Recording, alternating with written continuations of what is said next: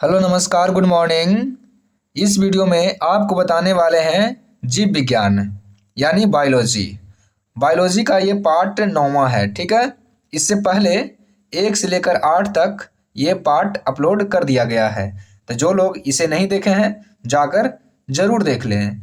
और आपको बता दें कि पार्ट ख़त्म होते होते तक, ठीक है ना, जब पूरा पार्ट हम करवा देंगे बायोलॉजी का, तो किसी भी एग्ज़ाम में आपसे बायोलॉजी का प्रश्न तो बिल्कुल नहीं छूटेगा, ठीक है।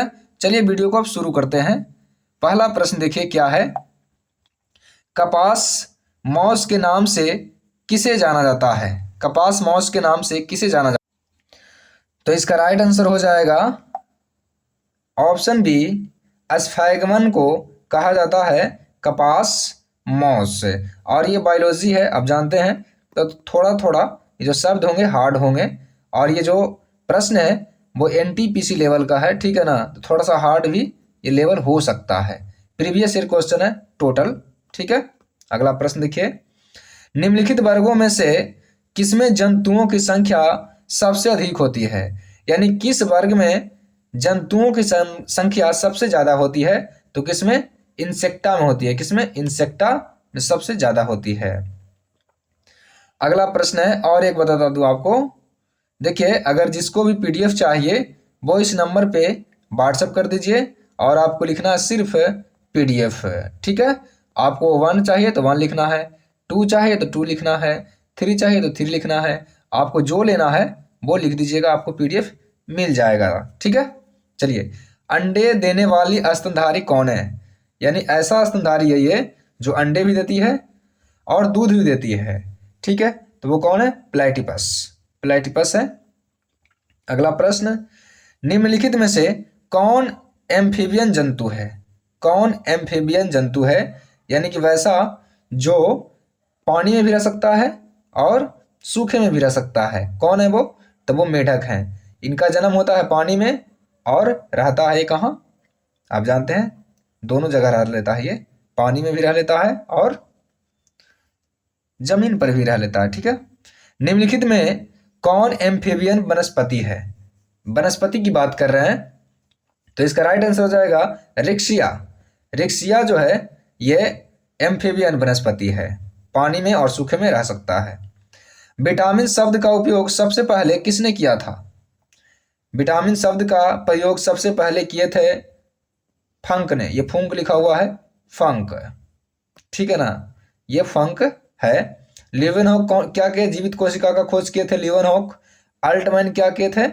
ये माइटोकॉन्ड्रिया का खोज किए थे, ठीक है ना। और सी वेंडा क्या किए थे? माइटोकॉन्ड्रिया का नाम दिए थे सी वेंडा। अगला प्रश्न है, निम्नलिखित में से कौन सा विटामिन वसा में घुलनशील नहीं है? तो वसा में घुलनशील कौन कौन है? ए है, ई है, डी है और के है। ये चारों वसा में घुल जाता है, ठीक है ना। तो ए तो घुल जाता है, ई भी घुल जाता है और के भी घुलता है। कौन नहीं घुलता है? तो बी इसका राइट आंसर हो जाएगा। ये पानी में घुलनशील है, बी और सी। आपसे पूछेगा जल में घुलनशील विटामिन कौन है? तो बी और सी। अगर पूछ दे कि वसा में कौन सा विटामिन घुलनशील है, तो ए, ई, डी, के, ठीक है। अगला प्रश्न है, दूध में उपस्थित शर्करा कौन है? दूध में कौन सी शर्करा उपस्थित होते हैं? तो इसका राइट आंसर हो जाएगा लैक्टोज। दूध में कौन सी? लैक्टोज। अब आपको बताना है कि दूध का उजला रंग किसके कारण होता है? उजला रंग किसके कारण होता है? और दूध का पीला रंग किसके कारण होता है? उजला किसके कारण, पीला किसके कारण? तो उजला होता है केसिन के कारण और पीला होता है कैरोटीन के कारण, ठीक है ना। आपको यह बताना है कि दूध की शुद्धता किस मीटर से मापा जाता है? कमेंट में जरूर बताएंगे। अगला प्रश्न देखिए, पेलाग्रा किसकी कमी के कारण होता है? पेलाग्रा रोग किसकी कमी के कारण होता है? तो इसका राइट आंसर होगा नियासिन। किसके कारण? नियासिन के कारण। और आपको बता देते हैं, हाथी पाप किसके कारण होता है? हाथी पाप देखे होंगे, किसी व्यक्तियों का एक पैर बहुत मोटा हो जाता है, फूल जाता है, वो किसके कारण होता है? तो वो होता है हेलिमिनंथ, हेलमिंथ है, ये पढ़ लीजिए आप, ठीक है, क्या लिखा हुआ है, हेलिमंथ, हेलमियंथ, ठीक है, खतरनाक लग रहा है। पोलियो की वैक्सीन की खोज किसने किया था? पोलियो की वैक्सीन का खोज किसने किया था? डॉक्टर ईसाल्क, ठीक है। निम्नलिखित में से किस वैज्ञानिक ने मलेरिया के रोगाणु को खोजा था? मलेरिया के रोगाणु को किसने खोजा था? तो रोनाल्ड रॉस। किसने? रोनाल्ड रॉस, ठीक है ना। अगला प्रश्न, देखिए पीडीएफ लेना क्यों जरूरी है आपको बता देते हैं। ये जो प्रश्न है टोटल 100 है और आपको देखने में टाइम लगता है, तो एक बार क्या कीजिए, देख लीजिए, और देखने के बाद क्या कीजिए, आप पीडीएफ ले लीजिए। पीडीएफ लेने के बाद क्या करिएगा कि आप खुद से एक बार देख लीजिएगा। जैसे निम्नलिखित में से कौन सा जीवाणु जनित यौन संचारित रोग है, तो आपको आएगा तो आप डायरेक्ट मार दीजिएगा। इसका राइट आंसर क्या हो जाएगा? सिफिलिस। सिफिलिस है जो देखे होंगे, शरीर में हो जाता है उजला उजला टाइप का, ठीक है। अगला प्रश्न, इसीलिए जरूरी है पीडीएफ और फ्री मिल रहा है, सबसे बड़ी बात है ना। मलेरिया को फैलाने वाला वाहक कौन है? तो मादा एनोफिलीज मच्छर है। कहाँ गई मादा एनोफिलीज मच्छर, ठीक है ना, नर नहीं मादा। अगला प्रश्न, जन्मजात रोग का उदाहरण कौन है? जन्मजात रोग यानी कि यह जन्म से ही हो जाता है, मतलब जन्म जैसे लिया उसको हुआ हुआ जन्म हुआ है, तो क्या ये इसका राइट आंसर क्या होगा? रंजकहीनता, रंजकहीनता। अगला प्रश्न, निम्न में से मानसिक रोग का उदाहरण कौन है? मानसिक रोग का उदाहरण कौन है?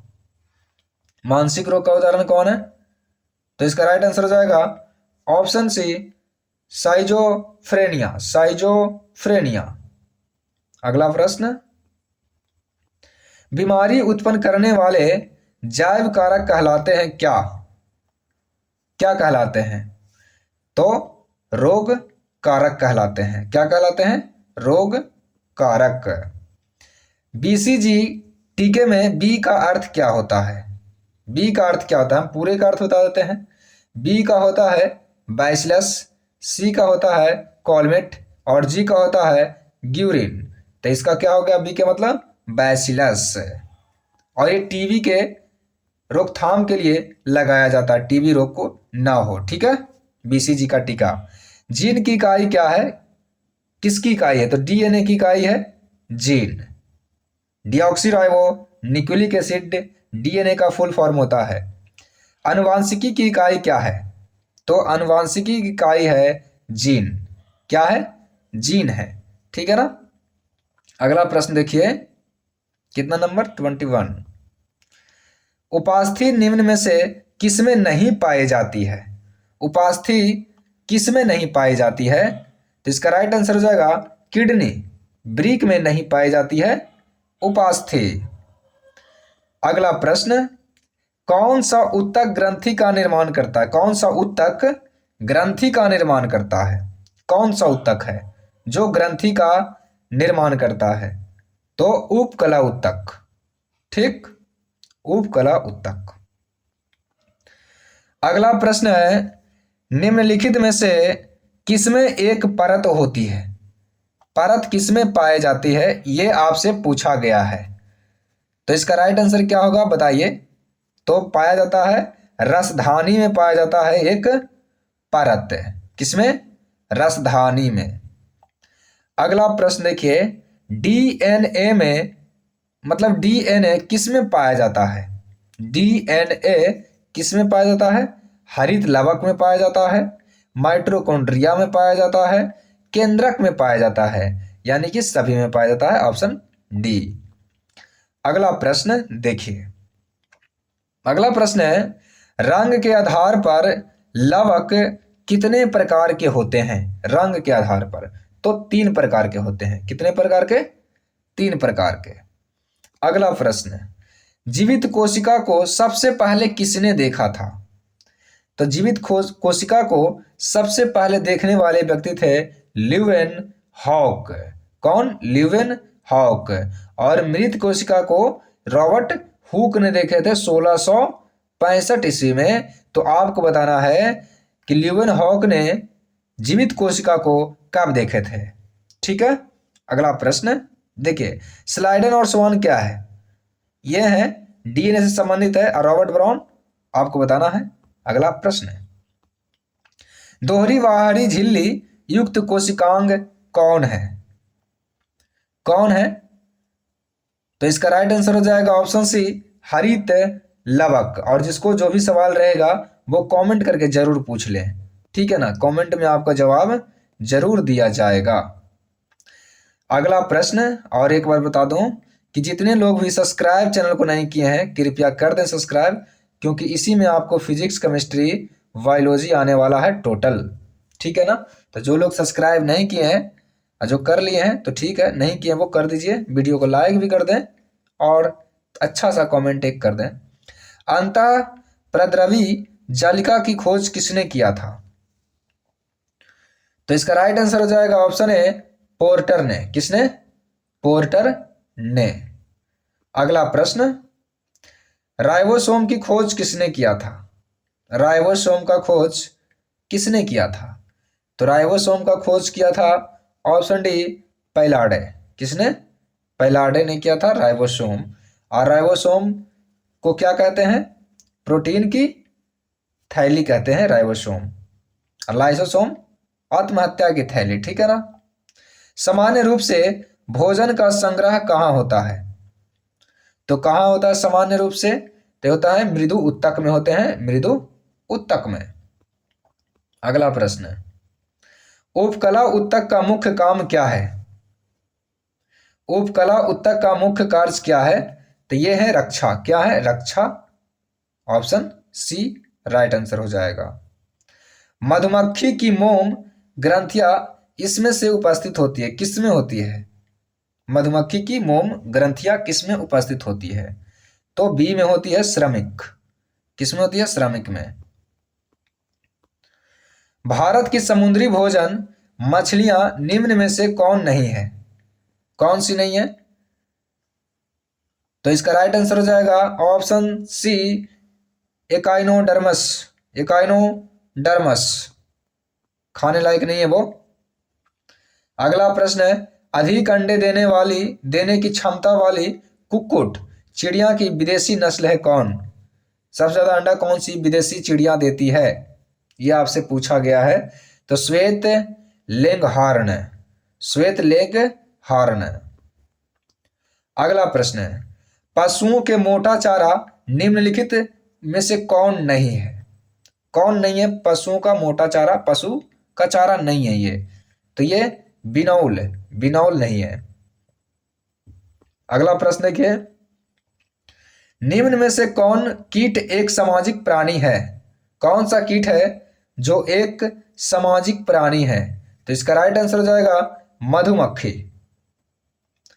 अगला प्रश्न है, गीर, साहिवाल और लाल सिंधी किसकी नस्लें हैं? ये किसकी नस्लें हैं बताइए? तो इसका राइट आंसर हो जाएगा गाय की ये नस्लें हैं। किसकी? गाय की नस्लें हैं। अगला प्रश्न है, पादप प्रजनन को एक रोग प्रतिरोधक उपजाति उत्पन्न करने के लिए उन्हें करना चाहिए, क्या करना चाहिए? तो इसका राइट आंसर होगा चयन करना चाहिए। कुत्ता भूख रहा है बगल में, थोड़ा सा मैनेज कर लीजिएगा, कुछ देर भूखेगा फिर चुप हो जाएगा। तो बताइए कुत्ता को काटने से कौन सी बीमारी होती है? ठीक है ना, कुत्ता को काटने से कौन सी बीमारी होती है आपको बताना है। पौधे को इसके द्वारा रोग प्रतिरोधी बनाया जाता है, किसके द्वारा? तो इसका राइट आंसर हो जाएगा ऑप्शन बी, प्रजनन के द्वारा। किसके द्वारा? प्रजनन के द्वारा। अगला प्रश्न, पौधे के लिए अधिक मात्रा में आवश्यक तत्व कौन है? पौधे के लिए सबसे ज्यादा कौन है जरूरी? नाइट्रोजन जरूरी है सबसे ज्यादा। और सबसे ज्यादा किसमें नाइट्रोजन होता है? जो दलहनी पौधे होते हैं जैसे चना, मसूर, उसमें। बंदर को निम्नलिखित में से किस संघ में रखा गया है? किस संघ में रखा गया है बंदर को? तो इसका राइट आंसर हो जाएगा मैमल्स में रखा गया है। किसमें? मैमल्स में, अस्तनी में रखा गया है, सीधे सीधे बोले तो हिंदी में, ठीक है ना, अस्तनी में। न्यूमैटिक अस्थियां किस में पाई जाती है? तो किस में पाई जाती है? मोर में पाई जाती है, मोर में। तो आपको बताना है कि मोर का वैज्ञानिक नाम क्या होता है? पावो क्रिस्टेटस। एस्केरिस का सामान्य नाम क्या है? एस्केरिस, एस्केरिस का सामान्य नाम है राउंड वर्म, राउंड वर्म। रोग को संचित करने वाले जीव कहते हैं, किसको कहते हैं? तो रोग को संचित करने वाले को तो रोग वाहक कहते हैं। किसको क्या कहते हैं? रोग वाहक। इनमें कौन सी बीमारी संक्रामक है? संक्रामक बीमारी कौन है इसमें आपको बताना है। तो मलेरिया है। कौन है? मलेरिया। अगला प्रश्न, ट्यूबरक्लोसिस के नाम से, ट्यूबरक्लोसिस नाम की बीमारी किससे उत्पन्न होती है? ये ट्यूबरक्लोसिस टीबी की बात कर रहे हैं, टीबी, टीबी नहीं, टीबी सॉरी, ट्यूबरक्लोसिस। ये टीबी जो बीमारी है किससे होती है? बैक्टीरिया के द्वारा होता है, जीवाणु। किसके द्वारा? जीवाणु के द्वारा, ठीक है ना। अगला प्रश्न, इनमें कौन सा रोग संक्रामक नहीं है? कौन सा रोग संक्रामक रोग नहीं है? तो इसका राइट आंसर हो जाएगा ऑप्शन बी, ल्यूकेमिया। ये कैंसर होता है इससे, ल्यूकेमिया से, ठीक है ना। पीलिया बीमारी, पीलिया जो बीमारी होती है किसको प्रभावित करता है? पीलिया ना हो जाता, पीलिया, जॉन्डिस, वो किसको करता है? यकृत को। और ये बहुत खतरनाक बीमारी है, ये पता नहीं चलेगा और धीरे धीरे ये बढ़ता चला जाएगा, और जब लास्ट स्टेज में आएगा तो कोई उसे बचा नहीं सकता, ठीक है। तो ध्यान दिया जाए इस पे। पोलियो बीमारी का कारण क्या है? ये किससे होता है? जब इतनी खतरनाक बीमारी है तो खतरनाक चीज ही होगा, ये वायरस से होता है, विषाणु से, ठीक है ना। तो ध्यान रहे, ये वायरस से होते हैं। अगला प्रश्न, पोलियो की बीमारी में प्रभावित होने वाला अंग कौन है? जब पोलियो किसी को हो जाता है तो कौन सा अंग प्रभावित होगा? तंत्रिका तंत्र प्रभावित होगा, देखिएगा पीला पीला पड़ जाएगा वो। संक्रामक रोगों के वाहक होते हैं कौन? मक्खी, कुत्ते, मच्छर, कौन होते हैं संक्रामक रोग के वाहक? तो इसका राइट आंसर हो जाएगा इनमें से कोई नहीं संक्रामक रोग के वाहक हैं। अगला प्रश्न, संक्रामक रोग के फैलाने का माध्यम क्या है? संक्रामक रोग किसके कारण फैलता है? तो ये दोनों से फैलता है, जल के माध्यम से फैलेगा और वायु के माध्यम से भी फैलेगा, दोनों। निम्नलिखित में से कौन संक्रमित बीमारी नहीं है? कौन सी संक्रमित बीमारी नहीं है? तो इसका राइट आंसर हो जाएगा एलर्जी। एलर्जी संक्रामक बीमारी नहीं है। अगला प्रश्न है, रासायनिक पदार्थों का उपयोग कर मच्छर को नियंत्रित करना क्या कहलाता है? तो क्या कहलाता है? इसका राइट आंसर हो जाएगा रासायनिक नियंत्रण। अगला प्रश्न, कुनाइन की दवा का प्रयोग किसमें किया जाता है? तो ये सभी में करते हैं, ठीक है ना। किसमें करते हैं? सभी में, हैजा में, पीलिया में और मलेरिया में, ठीक है, कुनाइन का। और आपको बताना है कि कुनाइन किससे निकाला जाता है? तो सिनकोना की छाल से निकाला जाता है कुनाइन। अगला प्रश्न, रेबीज बीमारी किससे होता है? अभी आपको पूछा हूं मैं, तो ये कुत्तों से होता है रेबीज, और हाइड्रोफोबिया भी इसी से होता है, ध्यान रहे। एड्स बीमारी की संक्रमक होता है किसके द्वारा? तो एड्स लैंगिक जनन के द्वारा होता है। जब कोई महिला एक से अधिक पुरुष से संबंध बनाती है तो उसमें एड्स होने की संभावना बढ़ जाती है, या कोई पुरुष एक से अधिक महिला से संबंध बनाता है तो वो भी एड्स का ये मतलब चपेट में आने की संभावना अधिक हो जाती है। और ये ऐसी बीमारी है, ये लाइलाज है, इसका कोई भी इलाज नहीं है, ठीक है ना। तो ये बीमारी से बचें, क्योंकि ये लगने के बाद आपका इलाज नहीं हो पाएगा, सिर्फ दवा चलेगा। 10 से 15 साल तक लोग जी सकते हैं, उसके बाद में खुद ब खुद मर जाएंगे। अगला प्रश्न है, व्यक्तिगत स्वास्थ्य के लिए आवश्यक है, क्या आवश्यक है स्वास्थ्य के लिए? स्वास्थ्य रहने के लिए क्या जरूरी है? तो इसका राइट आंसर हो जाएगा, क्या हो जाएगा इसका राइट आंसर? इनमें से कोई नहीं, ठीक है ना। स्वस्थ रहने के लिए ऐसा कुछ नहीं है, बहुत सारी चीजें हैं, इनमें से कोई नहीं। निम्नलिखित में कौन जीवाणु द्वारा उत्पन्न होने वाली बीमारी है? जीवाणु द्वारा कौन सा बीमारी होता है बताइए? टिटनस। कौन होता है? टिटनस होता है जीवाणु के द्वारा। अगला प्रश्न है, स्वास्थ्य का मतलब क्या है? स्वास्थ्य का मतलब है शारीरिक स्वास्थ्य से, या सामाजिक स्वास्थ्य से, या मानसिक स्वास्थ्य से, या सभी से। तो इसका राइट आंसर होगा सभी से, ठीक है, जानते होंगे आप।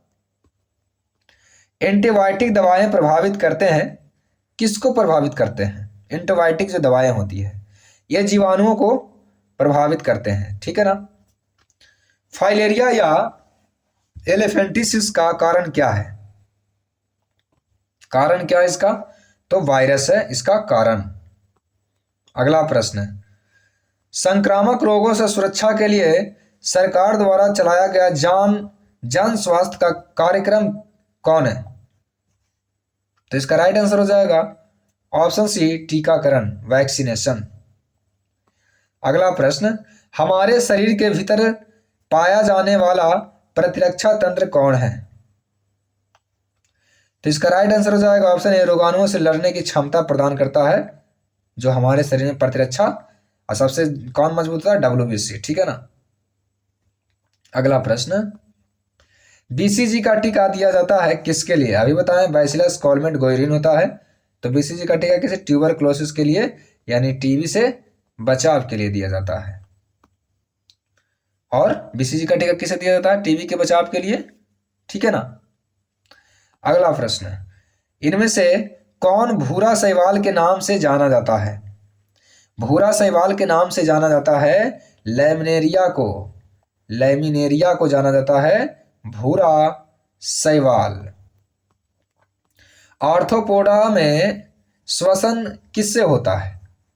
तो आर्थ्रोपोडा समूह वाले ट्रैकिया से सांस से लेते हैं श्वसन नली, ठीक है, ट्रैकिया इंग्लिश में बोलते हैं। सब्जियों को उगाना तथा उसके रख रखाव का अध्ययन क्या कहलाता है? सब्जियों को उगाना और उसके रख रखाव का अध्ययन क्या कहलाता है बताइए?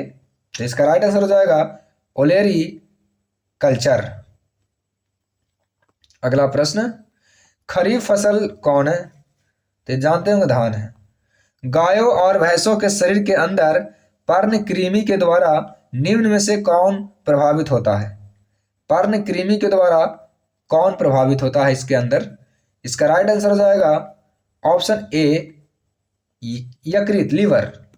और आपको पता है कि लीवर मनुष्य के शरीर में सबसे बड़ी ग्रंथि है। ये जानवर का है तो याद रखिएगा, मनुष्य के शरीर में सबसे बड़ी होती है। कुक्कुट चिड़ियों की अधिकतम मृत्यु का कारण कौन सा फंगस है? कौन सा फंगस है? तो रिकेट्स। अगला प्रश्न, आर्थ्रोपोडा की देह गुहा है कौन? तो कौन है? होमोसील। ट्रोपोस्फियर वायुमंडल की कौन सी परत है? ट्रोपोस्फियर कौन सा है बताना है आपको। तो इसका राइट आंसर हो जाएगा ऑप्शन बी, सबसे निचली परत है ट्रोपोस्फियर, क्षोभ मंडल। वायुमंडल में CO की मात्रा कितना है? कार्बन मोनोऑक्साइड की मात्रा कितना है बताइए? ये कार्बन डाइऑक्साइड लिखा रहना चाहिए, CO2, ठीक है। CO2 की मात्रा कितना है? तो 0.03%। ये CO नहीं है, CO2 है, ठीक है। अगला प्रश्न, जल पुरुष के नाम से किन्हें जाना जाता है? तो जल पुरुष के नाम से जाना जाता है राजेंद्र सिंह को। किन्हें? राजेंद्र सिंह को जाना जाता है। अगला प्रश्न, जल का द्रव रूप क्या कहलाता है? तो जल का द्रव रूप जल कहलाएगा। ऑप्शन ए राइट आंसर है। नाइट्रोजन चक्र में कौन जीवाणु नाइट्रीकरण के लिए उत्तरदायी है? तो कौन सा जीवाणु है ये? इनका नाम आपको पता होगा, नाइट्रोमोनास और नाइट्रोबैक्टर, ये दोनों, ठीक है ना। ये दोनों राइट आंसर हो जाएगा। अगला प्रश्न, ग्रीन हाउस किस चीज का बना होता है? शीशे का बना होता है। ग्रीन हाउस प्रभाव नहीं बोल रहे हैं, CO2 बोलने नहीं है। जैसे क्या होता है, एक घर बनाया जाता है शीशे का, ठीक है, नीचे नहीं रहता है, एक घर बनाया जाता है शीशे का, इस टाइप से चारों तरफ शीशा, इधर शीशा, ऊपर शीशा, इधर शीशा, और नीचे जमीन रहता है, ठीक है। इस पे टमाटर और सब्जियां उगाई जाती है, जिससे सूर्य होते हैं, इसका प्रकाश इसके अंदर चला जाता है शीशा के माध्यम से, और वो अच्छे से फल पैदा करता है, ठीक है। शीशा का राइट आंसर। ग्रीन हाउस पौधे पौधे कैसा होता है? ठंडा, गर्म, कैसा होता है? कैसा होता है ये? तो इसका राइट आंसर हो जाएगा ऑप्शन ए, गर्म होते हैं, गर्म, क्योंकि ठंडे के दिनों में लगाया जाता है, तो खराब हो जाएगा फसल। ओजोन परत कहाँ पर है? ओजोन परत है वायुमंडल का ऊपरी भाग। ओजोन परत वायुमंडल के ऊपरी भाग है। ओजोन छिद्र कैसे बनते हैं? ओजोन छिद्र कैसे बनते हैं? ये दोनों से बनते हैं ओजोन छिद्र, फ्लोरोकार्बन से और क्लोरोफ्लोरोकार्बन से ओजोन छिद्र बनते हैं। आपको कमेंट करके बताना है कि ओजोन गैस का सूत्र क्या होता है? O3 होता है इसका। अगला प्रश्न, ओजोन की मात्रा अधिक होने से जीवों में क्या होता है? क्या होगा जीवों में? तो सभी चीज हो जाए, श्वसन दर, मोतियाबिंद, खांसी, ये बीमारी होना शुरू, तीनों यानी सभी। मानव पाचन नाल के किस भाग में पेरिस्टेलिक गतियां नहीं होती है? किसमें? तो इसका राइट आंसर हो जाएगा ऑप्शन ए, ग्रसनी, ग्रसनी में। अगला प्रश्न, मानव में उपस्थित लार ग्रंथियां नहीं है। कौन सी लार ग्रंथियां मानव में नहीं है? तो इसका राइट आंसर हो जाएगा ऑप्शन बी, इंफ्रा ऑर्बिटल ग्रंथियां। ऐसे ऐसे नाम है, थोड़ा सा ध्यान से याद रखिएगा। स्तनधारियों की ग्रास नली का श्लेष्म का अस्तर बना होता है किसका? किसका बना होता है? तो स्तरित स्तंभी उपकला का। अगला प्रश्न देखिए, अमाशय का पतला दुरस्थ भाग क्या कहलाता है? अमाशय का पतला दुरस्थ भाग क्या कहलाता है? तो इसका राइट आंसर हो जाएगा पाइलोरस। क्या हो जाएगा? पाइलोरस। अमाशय रस में उपस्थित HCl बदलता है किसमें? HCl किसमें बदलता है? तो इसका राइट आंसर हो जाएगा पेप्सिनोजन को पेप्सिन में बदल देता है। अगला प्रश्न, ग्लूकोज को जब भोजन के रूप में लिया जाता है तब निम्न में से कौन सी क्रिया नहीं होती है? तो कौन सी क्रिया नहीं होती है? तो पाचन क्रिया नहीं होती है। अगला प्रश्न, मानव शरीर का सबसे कठोर भाग कौन है? तो दांत का इनेमल है, ये तो सभी जानते हैं, ऑप्शन ए राइट आंसर हो जाएगा। अमाशय का अस्तर निम्नलिखित में से एक की उपस्थिति के कारण सुरक्षित रहता है, सही उत्तर चुनिए। तो इसका राइट आंसर क्या होगा? बी, म्यूकस, श्लेष्मा के कारण, म्यूकस। अगला प्रश्न, आहार नाल का कौन सा भाग यकृत से पीत रस लेता है? तो कौन सा भाग है वो? इसका राइट आंसर हो जाएगा छोटी आंत। अगला प्रश्न, आहार नाल के किस भाग में भोजन अंतिम रूप से पचता है? तो अंतिम रूप से कहां पचता है? छोटी आंत में पचता है, और शुरू कहां से होता है? मुख्य गुहा से, यानी मुंह से। पाचन में भोजन के साथ मिलने वाला पहला एंजाइम कौन सा है? पाचन में भोजन के साथ मिलने वाला सबसे पहला एंजाइम के नाम बताना है आपको। एमाइलेज। कौन? Amylase, option C right answer. जैविक ऑक्सीकरण के बाद कौन सी गैस निकलती है? कौन सी गैस निकलती है? इसका राइट आंसर हो जाएगा ऑप्शन सी, कार्बन डाइऑक्साइड। ये ग्रीन हाउस गैस है। अच्छा, ग्रीन हाउस गैस कौन कौन है, जरा 1 2 4 के नाम बताइए। एक तो हो गया CO2, ठीक है ना, एक हो गया CO2, एक हो गया CH4 methane, carbon dioxide, methane, एक हो गया nitrous oxide N2O, nitrous oxide, एक हो गया O3 ओजोन गैस, एक हो गया क्लोरोफ्लोरोकार्बन CFC। ठीक है ना, ये सब आपको बता दिए हैं, याद रखिएगा, भूलिएगा नहीं। अगला प्रश्न, बड़ा बड़ा नासा मार्ग मुख्य मार्ग से किसके द्वारा अलग होता है? किसके द्वारा अलग होता है? इसका राइट आंसर हो जाएगा पायलट के द्वारा, पायलट। नासिका के अंदर का भाग क्या कहलाता है? नासिका के अंदर का भाग प्रघ्राण कहलाता है, प्रघ्राण।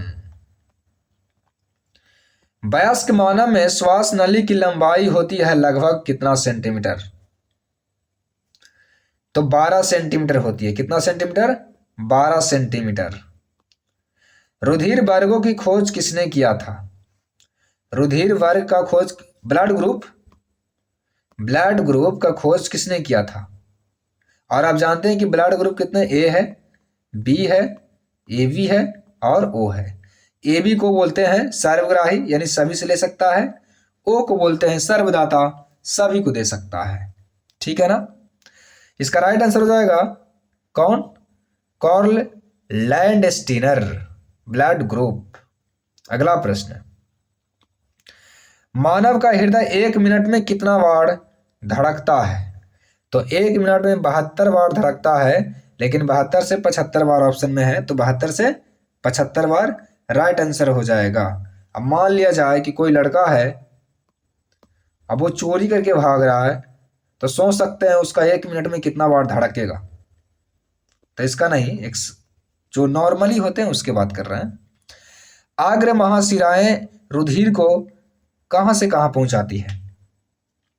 तो इसका राइट आंसर हो जाएगा ऑप्शन ए, शरीर से दाहिने आलिंद में पहुंचाती है। शरीर से कहां? दाहिने आलिंद में। चलिए, वीडियो हो गया समाप्त, 100 क्वेश्चन पूरा हो गया है। ठीक है, तो जो लोग वीडियो को अभी तक लाइक नहीं किए हैं जरूर से जरूर कर दें, और जो लोग सब्सक्राइब नहीं किए हैं वो सब्सक्राइब कर ले, और जो लोग कमेंट नहीं किए एक प्यारा सा कमेंट जरूर कर दें अपने हिसाब से। ठीक है ना, तो चलिए, वीडियो देखने के लिए आपको बहुत बहुत धन्यवाद।